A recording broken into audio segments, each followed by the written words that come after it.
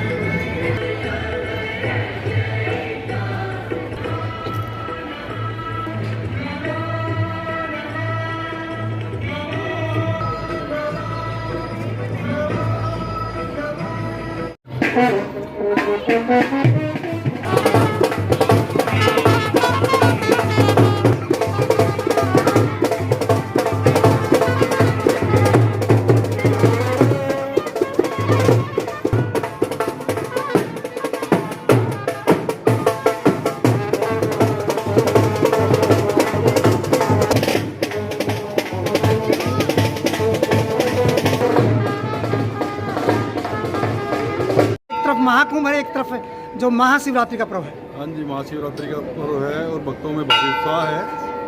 और देखो लाइनें किस प्रकार से सराबोर है। भोलेनाथ पे जल चढ़ाने के लिए लोग लाइनों में, इतनी लंबी लंबी लाइनों में यहाँ पे खड़े हुए हैं और भक्ति का पूरा माहौल यहाँ बना हुआ है। भोलेनाथ की पूजा करी जा रही है जी। ये शिवरात्रि का व्रत है और बहुत ही मान्यता है कि महाशिवरात्रि है शंकर भगवान का, और इस दिन की बहुत मान्यता है भोलेनाथ बाबा की। बहुत मजा आ रहा है, महाशिवरात्रि में बहुत अच्छा लग रहा है।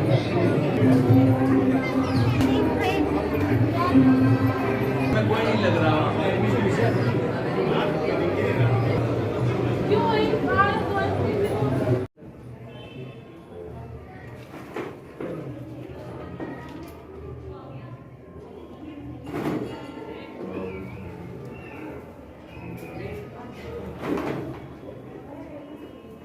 बोल बम बोल बम बोल बम बोल बम बोल बम बोल बम बोल बम बोल बम बोल बम बोल बम बोल बम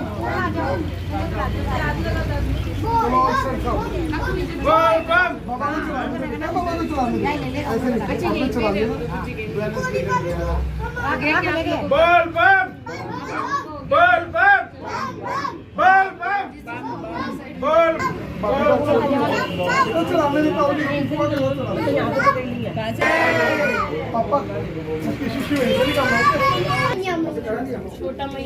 छोटा कृष्णा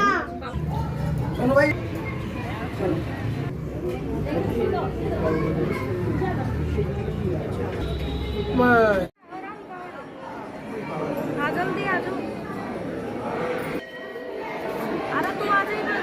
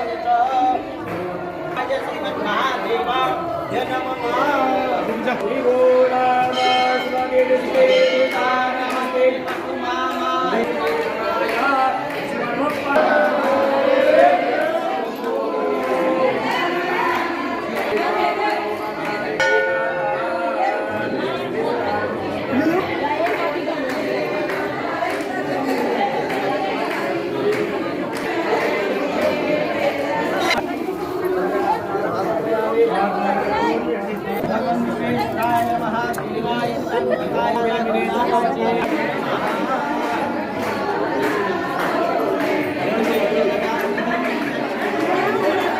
तरफ जाओ पे जी अपनी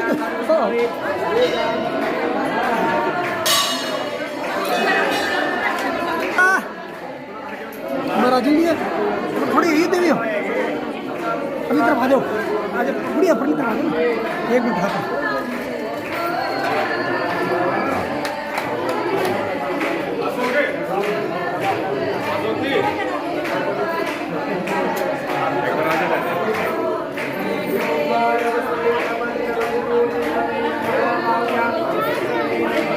शिवरात्रि का पर्व है जोगीवाला मंदिर में एक विशेष जो महत्व होता है।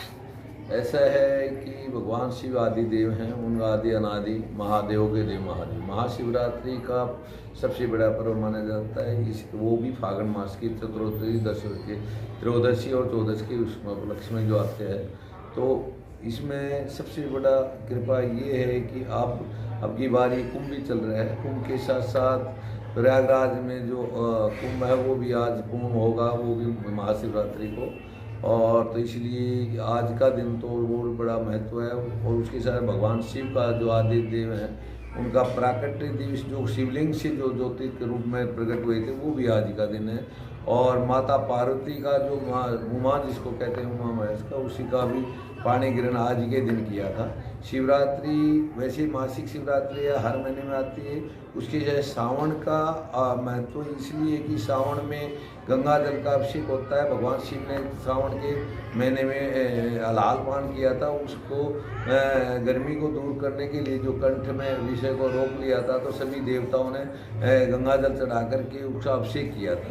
तो उसके साथ साथ तभी से सावन में भी महाशिवरात्रि का और शिवरात्रि के स्वरूप में होता है। महाशिवरात्रि सबसे बड़ी भगवान शिव की ये मानी गई क्योंकि इसमें प्राकृतिक इसमें भी है भगवान शिव का आदि अनादि और माता तपस्या जो माता पार्वती ने तपस्या कर करके 108 बार जन्म लेकर का आखिरी में उमा जो हिमाचल के पैदा हुई थी उसके दिन का आज जो पाणी ग्रहण उनका जो किया गया था वो आज महाशिवरात्रि के दिन किया गया था। इससे बड़ा महत्व और कोई नहीं है। उसके साथ साथ भगवान शिव आदि अनादि हैं और आज का जो त्यौहार है सबसे बड़ा है। तो जिस प्रकार काशी के अंदर काशी विश्वनाथ की पूजा होती है, उसकी छोटी काशी भिवानी को मानते हैं। तो उस भिवानी छोटी काशी के उपलक्ष्य में जोगी वाले मंदिर में भगवान शिव को पूरा ही क्षेत्र और पूरा शहर और आसपास के गांव सभी इसको काशी छोटी काशी के रूप में भगवान शिव आदि को मानते हैं। इसलिए लगातार ये रात को 12 बजे तक इसी प्रकार भीड़ चले। सवेरे 4 बजे से रात को 12 बजे तक चलेगी। उसके बाद में 4 पहर की पूजा लगातार जो चलेगी। पहले सवेरे 4 बजे चली, अब रात दिन को 12 बजे, फिर रात को शाम को संध्या आरती में दोनों टाइम के जब रात को 12 बजे। रात्रि का पर्व सबसे बड़ा इसलिए माना कि शिवरात्रि का त्यौहार है। तो रात्रि में जो उपासना और वंदना करके रात को जो करेंगे तो उससे ज़्यादा महत्व है। इसलिए रात्रि को जो करके फिर सवेरे 4 बजे भगवान का पूर्ण रूप से ये हो जाएगा। तो 4 पहर की पूजा जो लगातार आज भगवान शिव की कर लेगा तो वो साल भर की जो पूजा करते हैं, साल भर जो तपस्या करते हैं, उसका फलस्वरूप एक दिन में ही क्योंकि मन चित्तवृत्ति शुद्ध करके और उपवास करके जिसी भी यदि कामना के करेंगे तो कामना भी पूर्ति होगी। यदि ध्यान और मनन और चिंतन परमात्मा का ध्यान के लिए आध्यात्मिकता के रूप में भी करेगा तो उसकी चेतना बहुत ज़्यादा प्रबल हो जाती है। परमात्मा उसे खुश नमामि समीशा निर्वाण रूपम भिन्न व्यापकरम ब्रह्मदशरूपम। भगवान देवादिदेव महादेव शिव शंकर आशुतोष उमाकांत मृत्युंजय विश्वेश्वर अनेकों के नाम से भोलेनाथ की साधना की जाती है। आज का उत्सव जो शैव साधक हैं उनके लिए विशेष है क्योंकि वो पूरा एक वर्ष इंतजार करते हैं कि भगवान भोलेनाथ का आज के दिवस पानी का संस्कार हुआ था।